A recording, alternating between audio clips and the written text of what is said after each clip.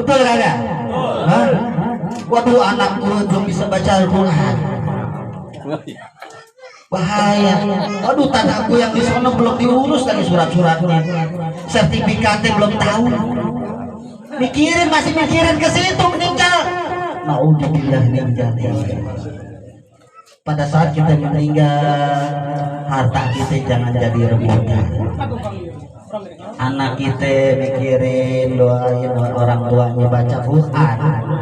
Nih anak main game, suruh orang pada ngaji, sono nih gue bayar 1 juta, lu ngaji anak main game, lu ngajiin orang tua gue. Ada kagak situ? Ada kagak zaman sekarang? Iya. Anaknya pernah punya duit, dikasih santri-santri nih suruh ngaji, anaknya main game, anaknya shopping ngabisin orang tuanya yang sudah meninggal. Jangan. Ayo. Jangan kita sia-siain hidup ini. Bulan Ramadan, ini bulan Ramadan di zaman dulu, di zaman Rasulullah ada perang Khandaq, ada perang Badar, perang yang dimana di saat itu perang Tabuk, perang memerdekakan Mekah, yang orang-orang berhala dihancurin patung-patung oleh pasukan Rasulullah, akhirnya menang, akhirnya dapatlah kita Mekah. Ini perang yang begitu besar. Perang di saat itu di bulan Ramadan, Rasulullah SAW memimpin para pasukan yang dimana memerdekakan budak-budak. Itu baginda Rasulullah. Jangan di zaman sekarang bulan Ramadan pada tawuran, goblok. Anak-anak muda ngapain tawuran ngaji? Betul gak? Betul. Jaga anak-anak kita, sampein lo duduk di majelis ngaji, duduk di masjid, duduk udah sama para ulama. Kasih makannya anak-anak kita, kasih makanan yang halal. Kalau makanan yang haram, anak jadi kebangkang, jangan salahin anaknya. Kasih, jangan sampai pada saat kita berikan makanan yang haram kepada istri kita, kurang ajar istri kita. Pada saat kita kasih makanan yang haram kepada anak kita, dia baik di depan orang tua, keluar maksiat ya. Hati-hati, gara-gara kita ngasih makan uang haram. Kalau kita ngasih makan uang yang halal, insya Allah anak kita rapi, ahlaknya adabnya. Yang uang halal, uang haram udah keluarin aja, jangan sampai masuk ke dalam rumah. Kalau bisa, Anda pernah dulu datang dari Jakarta ke Tangerang, Anda mohon sama Allah, ya Allah hancurkanlah ya Allah barang yang haram yang ada di rumahku. TV jatuh 5 menit, ini TV haram atau kagak? Bener, handphone hilang, alhamdulillah. Anda yang ngucap alhamdulillah karena nggak tahu 1000 kita ditanggung jawab nanti di alam barzah. Nauzubillah min dzalik. Kita nyelap sarung, kita pakai buat sholat, diterima kagak sholatnya? Hati-hati, jaga keluarga kita, doain yang baik-baik, pandang anak kita setiap anak kita lagi tidur. Ya Allah, jadikanlah anakku penghafal Quran, jadikanlah anakku menjadi anak yang soleh. Anak lagi makan, ya Allah berikanlah anakku menjadi anak penghafal Quran, jadi ulama. Jangan pada saat kita ngucapin ke anak dasar lupaan dulu setan, akhirnya kelakuan kayak setan. Hati-hati, lisan adalah doa. Apalagi kita umbar aib orang di bulan Ramadan, naudzubillah min dzalik. Ini dahsyat, doanya dimakbulin. Si pulang dulu maling tuh, hati-hati, hati-hati itu maling tuh, padahal dia udah insaf. Tulisan kita yang kita keluarin umbar aib orang, nanti ke kita, entah anak cucu kita jadi maling. Si pulang tuh dulunya pelacur, kita umbar aib-aib. Nanti anak kita, entah cucu kita jadi pelacur. Hati-hati, doa nih di bulan puasa jaga. Makanya bukan nih dari habis subuh sampai habis maghrib berpuasa full sebulan penuh kita latihan buat nanti 11 bulan yang akan datang. Sebulan kita latihan hawa nafsu. Ini kadang-kadang habis lebaran mau takbiran pesta. Wah, bulan habis lebaran nih Idul Fitri kita bebas diskotik itu lagi. Nauzubillah min dzalik.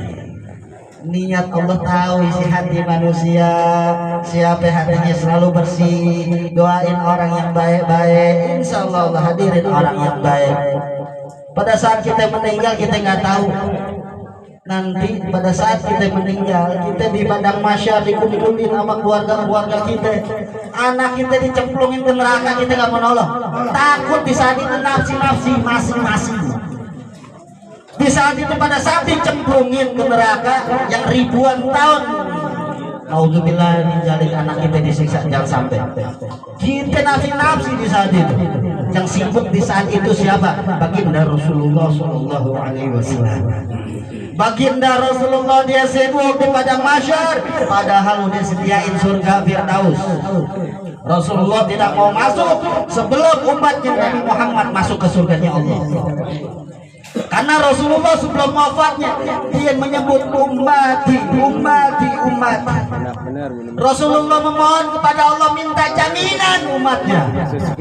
Rasulullah minta jaminan umatnya kepada Allah, yang dimana Allah kabulkan jaminan Nabi besar Muhammad Sallallahu Alaihi Wasallam. Apa jaminannya? Kata Allah, yang nanti yang pertama kali masuk surga adalah umat Nabi Muhammad, bukan umat Nabi-Nabi sebelumnya. Dahsyat kagak jaminannya Rasulullah. Yang dimana di saat itu Rasulullah sibuk memikirkan kita semua. Yang dimana di padang mahsyar Rasulullah memohon kepada Allah, ya Allah selamatkanlah umatku yang ada di dalam neraka, yang imannya sebiji kurma. Yang imannya sebiji kurma di ribuan tahun di dasar neraka, disiksa di pintu yang ketujuh, di lubang ketujuh, dicabut, diberikan syafaat. Hampir Rasulullah air dari pelajar gak usah diminumin sama umatnya, seteguk dia tidak akan kehausan selamanya. Dipeluk oleh baginda Rasulullah, umatnya langsung dimasukin ke surganya Allah. Rasulullah balik lagi memohon lagi kepada Allah, ya Allah selamatkanlah umatku yang ada di dalam neraka, yang imannya sebiji darah, sebiji sawi. Memohon Rasulullah kepada Allah Subhanahu wa taala berikan syafaat. Yang disiksa ribuan tahun, yang imannya sebiji darah, diberikan syafaat, akhirnya masuk ke surganya Allah.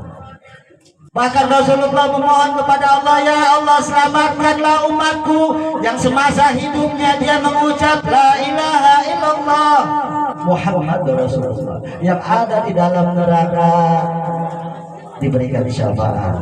Sampai Rasulullah mengecek di dalam neraka ada gak umatnya. Di saat itu malaikat penjaga neraka menyampaikan kepada Rasulullah, ditegur Rasulullah, wahai Nabi Muhammad, kenapa engkau tidak sisakan umatmu satu saja di dalam neraka? Kata Rasulullah, demi Allah aku tidak akan rela umatku aku tinggalkan satu pun di dalam neraka. Aku akan berikan surga semua untuk umatku Sayyidina Muhammad sallallahu alaihi wasallam. Cinta gak sama kita semua. Rasulullah pernah berkumpul dengan para sahabat. Aku rindu dengan kekasihmu. Sahabat bertanya, siapa kekasihmu wahai Nabi Muhammad?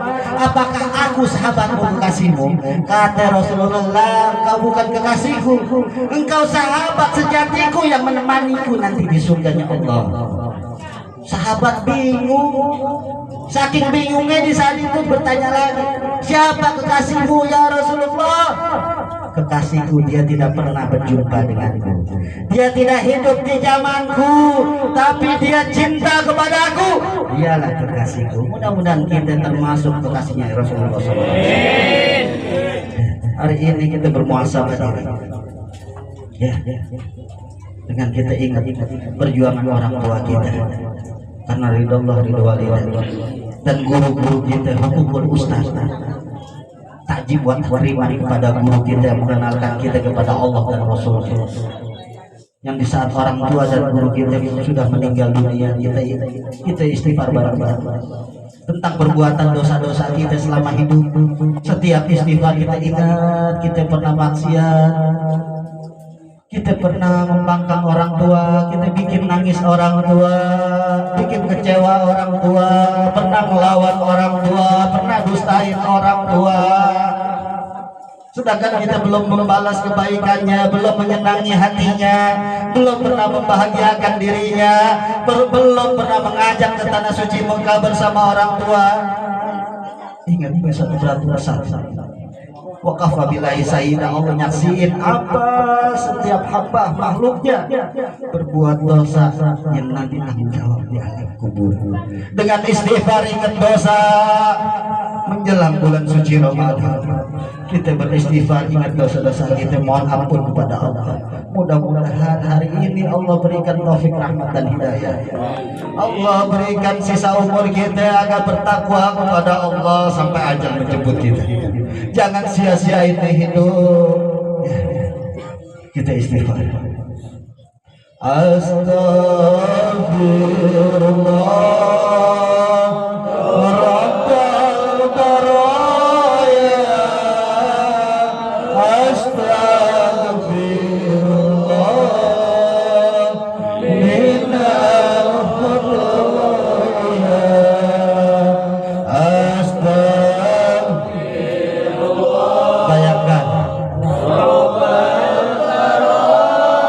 Pantas kita duduk bersama Rasulullah, sedangkan kita berdosa,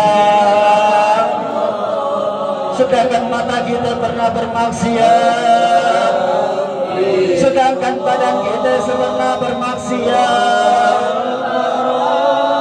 Apa pantas kita masuk surganya Allah? Ingat dosa-dosa satu persatu, tiap istighfar. Astagfirullah Rabbal baraya. Bayangkan jika orang tua sudah meninggal dunia, kita rindu buka bersama orang tua kita. Tapi sekarang orang tua sudah tidak ada buka puasa bersama. Kita rindu cium tangannya, kita rindu dengan cium keningnya, kita rindu minta jajan bapak kita, kita rindu minta jajan ibu kita. Pernah mendengar seorang ibu bilang kepada anaknya, apakah kau sudah makan? Ayo makan. Setiap hari orang tua kita bilang, pada saat kita masih kecil, jangan lupa makan. Dia masakin untuk kita, tapi Allah sudah memanggil orang tua kita. Di salah seorang, kedua orang tua kita menjaga kita, sekolahin kita, sampai jabatan kita, bahkan kita bisa baca Al-Quran. Sedangkan orang tua sudah tiada, orang tua sudah di alam barzakh. Kita tidak tahu dia dipukul, dipalu sehari-hari karena perbuatan anaknya meninggalkan ibadah, merusak sunnah Nabi Muhammad.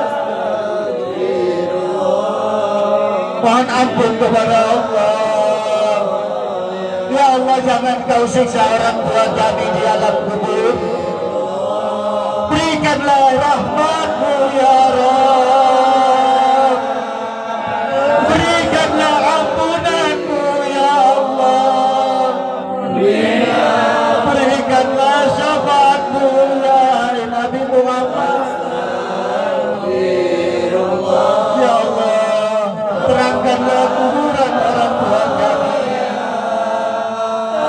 berikanlah orang tua kami duduk bersama Rasulullah.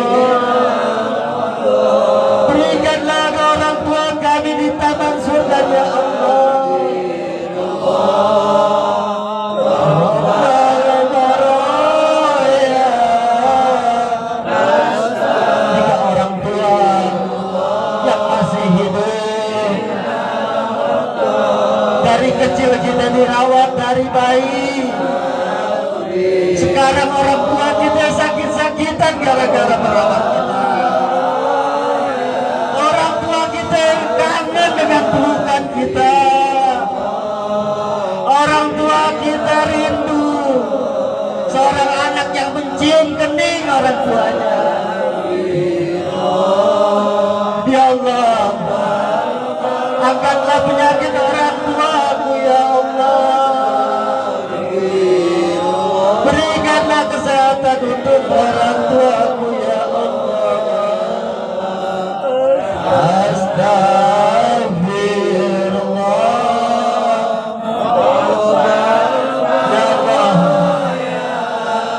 Berikanlah kesehatan untuk orang tuaku ya Allah, yang menyayangiku ya Allah, yang mendidikku ya Allah.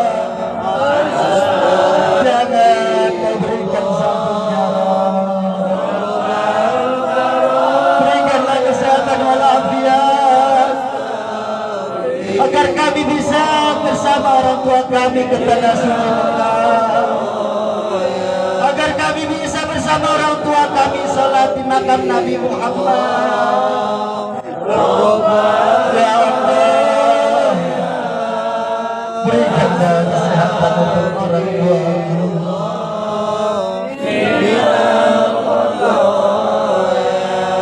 Rabbi firli walidayya warhamhuma kama rabbayani shaghira. Angkat tangan semuanya.